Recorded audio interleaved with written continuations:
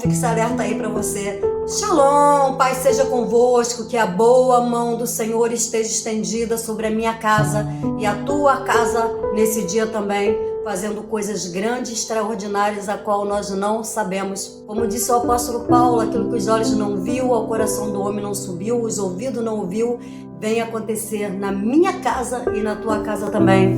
Quero compartilhar com vocês uma palavra no livro de 1 Samuel, capítulo 2, verso 27, que diz, tem por título, profecia contra a casa de Eli. E vai nos dizer assim: e veio um homem de Deus a Eli e disse-lhe, assim diz o Senhor, não me manifestei na verdade à casa do teu pai, estando eles ainda no Egito, na casa de Faraó?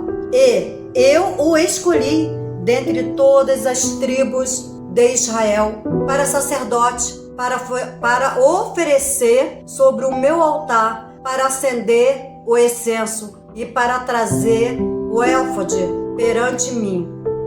Queridos, a palavra de Deus começa nos dizendo que um dia Deus levantou um profeta anônimo. E na verdade aqui não importa que o profeta é anônimo, o importante aqui é aquilo que Deus disse que Ele vai fazer através de mim, através de você. Para Deus não importa quem nós somos, o importante é a gente mostrar quem Deus é.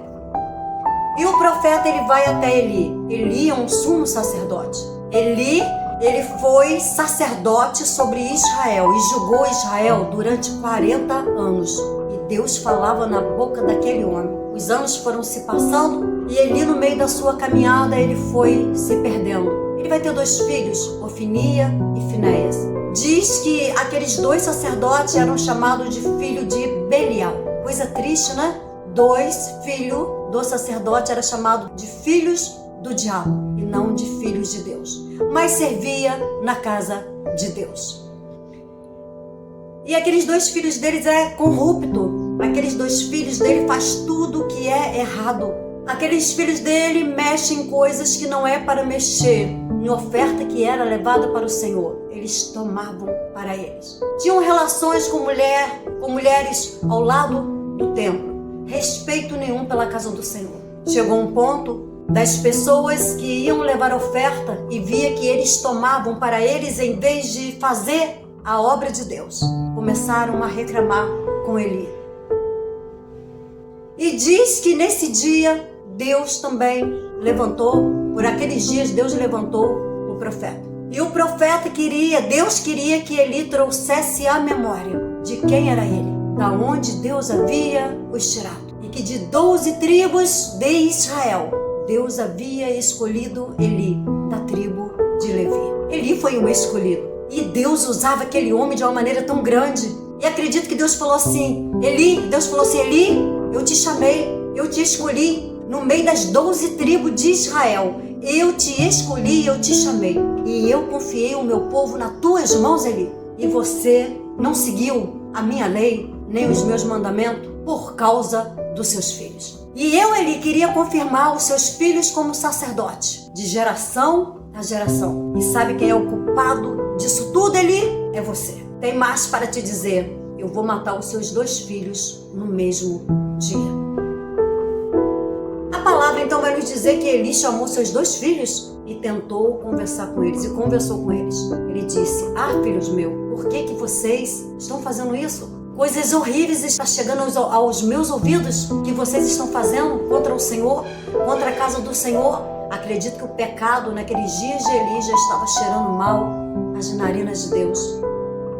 Mas diz que Eli vai falar e os seus 2 filhos não vão ouvir. Não vão ouvir porque Deus tinha falado para Eli, Eli, eu vou matar os seus 2 filhos no mesmo dia. Por isso os 2 filhos de Eli não deu ouvido ao seu pai. Triste, né? É triste porque quando Deus foi falar com Eli, Deus não vai dizer para Eli, Eli, você vai morrer. Deus vai falar assim, vai vir a notícia até você que os seus 2 filhos vão morrer. Que coisa triste a gente saber que vai acontecer alguma coisa ruim com nossos filhos ou com qualquer um dos nossos antecipadamente. Deus alertou. Eli foi chamar os seus filhos, mas era tarde demais. Provérbio diz, ensina o menino no caminho que deve andar e ainda que envelheça, ele não vai se desviar-se dele. É isso aí, Eli, eu vou matar os seus 2 filhos no mesmo dia. E o culpado do que está acontecendo é você. Já viu aquele pai ou aquela mãe que chega e diz assim: mexe comigo, mas não mexe com meus filhos não. Deixa seus filhos andar e fazer do jeito que ele bem quer, né? Ninguém vai mexer não. É só o diabo que vai mexer. Ninguém é a mais a menos do que o diabo. Deus vai permitir que os filhos de Eli sejam levados.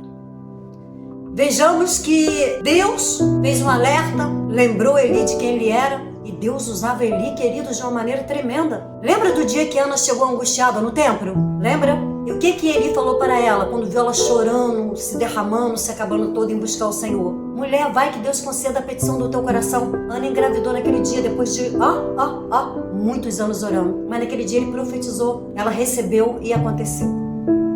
Mas também está escrito que depois que ela tem um filho dela, ela vai levar para ser criado na casa do Senhor. Mas ela continua a subir na casa do Senhor todos os anos. Ela tinha que levar túnica nova para Samuel, porque Samuel, ele ia crescendo. Então, todo ano, as túnicas novas eram renovadas. Mas veja que todo ano que Eucana e Ana subiam à casa do Senhor, Eli os abençoava. E teve um dia que Eli falou para Eucana, não sei se foram todos os dias, mas está escrito assim: Eucana, que Deus ouça as orações que você tem feito e que Deus conceda a petição e que Deus dê a você filhos desta mulher, semente desta mulher. Por que desta mulher? Porque da outra ele já tinha muitos filhos. E não é que aconteceu também? Ana vai engravidar enquanto Samuel está crescendo, ela vai ter mais 3 meninos e 2 meninas. Olha como Deus usava Eli, e Eli se perdeu no meio da sua caminhada, porque não queria que ninguém tocasse nos seus filhos. Seus filhos só dando mau testemunho, e ele foi deixando. Sabe quando a gente acha que a gente pode fazer tudo errado e que Deus nunca vai punir? E a gente até se pergunta, meu Deus, por que Deus não faz nada? Olha como é que tá ali, olha como tá lá, Deus não faz nada. Parece até que Deus não tá vendo, Deus não existe, Deus está dando tempo. Queridos, a misericórdia do Senhor é a causa de não sermos consumidos. Há de mim, há de você, se não fosse a misericórdia de Deus sobre a nossa vida, todas as vezes que nós erramos e nós pecamos, e o Senhor nos dá tempo para que nós viemos nos consertar. Mas os filhos de Eli não aceitaram a correção do seu pai, porque Deus já não queria mais saber deles. Deus estava procurando a ocasião para tirar a vida dos 2 filhos de Eli. Não foi assim nos dias de Acabe? Nos dias de Acabe, rei de Israel, também foi assim. Ele fazia tudo que era mal aos olhos do Senhor. E o Senhor resolveu eliminar com Acabe da face da terra. E nos dias de Acabe foi horrível, porque diz a palavra de Deus que houve reunião nos céus. Disse o profeta Micaías, houve uma reunião nos céus. Eu tive uma visão. Reuniu-se os anjos para saber como iam tirar a sua vida, Acabe. E sabe como Deus tirou a vida de Acabe? Enviando ele para a guerra diante dos inimigos. Sabe como Deus vai tirar a vida dos filhos de Eli? Enviando eles para a guerra diante dos inimigos. Se repetiu a história novamente. Os filhos de Eli foram para a guerra, perderam a batalha, voltaram correndo e tomaram uma atitude. Vamos levar a arca do Senhor, a arca da aliança, a arca do concerto. Vejamos que a arca do Senhor, ela ficava no lugar santíssimo. Só quem podia entrar no lugar santíssimo, no lugar santo dos santos, aonde Deus manifestava o seu poder diante da arca. A arca toda feita de ouro, com 2 querubins voltados-se, encurvado para o Senhor, que eles não podiam levantar a cabeça diante da glória do Senhor, nem os querubins suportavam, e ali descia. Mas só quem podia entrar no lugar santíssimo era o sumo sacerdote. Quem eram os filhos de Eli mesmo? Sacerdotes? E não sumo sacerdote. Mas eles vão entrar dentro do lugar santíssimo e vão tomar a arca e vão levar com eles. A arca vai chegar no arraial. E quando a arca chega no arraial, o povo começa jubilando, cantando, se alegrando. O povo todo errado, os sacerdotes todo errado, o sumo sacerdote todo errado, mas levaram a arca do Senhor. Quando a arca chegou no arraial, a terra tremeu. Aquilo chegou aos ouvidos dos filisteus. E eles falaram, a arca do Deus de Israel, dos deuses deles, chegaram até o arraial. Homens, lutem como homens, para que nós não sejamos escravos deles, como eles foram nosso um dia. Os filisteus ficaram temerosos, mas Ofnias e Finéias não. O povo também não. Estavam andando errado na presença do Senhor. Bem, A arca foi, mas eu acredito que a presença não. E se a presença foi para punir, foi para executar aqueles 2 homens da face da terra. Queridos, naquele dia houve choro, houve dor, o povo pranteou, o povo chorou, o povo se lamentou. Houve luto, houve gemido, grande dor, porque foram muitos que foram mortos, que perderam as suas vidas. Não foi só Ofnias e Finéias, eles perderam a guerra, eles perderam a batalha. E aí vai o portador da má notícia até Eli. Eli está sentado na porta com seus 98 anos de idade, gordo, de tanto comer da gordura, da oferta que o povo levava, mas não se fazia nada com a oferta que era levada para a casa do Senhor, a não ser para servir os seus próprios filhos, os seus próprios deleites. E ele está lá temeroso, tremendo, gemendo. Ele sabia que a arca do Senhor tinha sido levada. E chega o portador e fala: Eli, e ele diz: fala, filho meu. E ele vai dizer: a arca do Senhor foi levada. Seus 2 filhos, Ofnias e Finéias, morreram. Eli caiu para trás e quebrou o seu pescoço. Lembra quando chegou a notícia até Jó? O que aconteceu? Diz a palavra de Deus que Jó rasgou as suas roupas, raspou a sua cabeça, cobriu-se de cinza, lançou-se sobre a terra e adorou ao Senhor. Caiu diante da presença do Senhor. Quando a notícia chegou até Eli, Eli caiu para trás. A gente não cai para trás, essas coisinhas que a gente vê acontecendo por aí, do povo caindo para trás, ninguém cai para trás não, querido. Na presença do Senhor a gente só cai para frente, é de joelho, sabe? A gente só cai de joelho, é se prostrando, é adorando no meio da dor, no meio da luta e no meio da tempestade. Mas ele não, ele cai para trás e quebra o seu pescoço e morre. A notícia vai chegar até a nora de Eli. Olha, a arca foi levada, o seu marido morreu e o irmão dele também. E a arca foi levada. Não estava nem na hora ainda, veio dores de parto sobre ela. E as parteiras falou para ela: alegrai-vos, é um menino. E ela não sentiu prazer nem alegria nenhuma, ela só falava isso.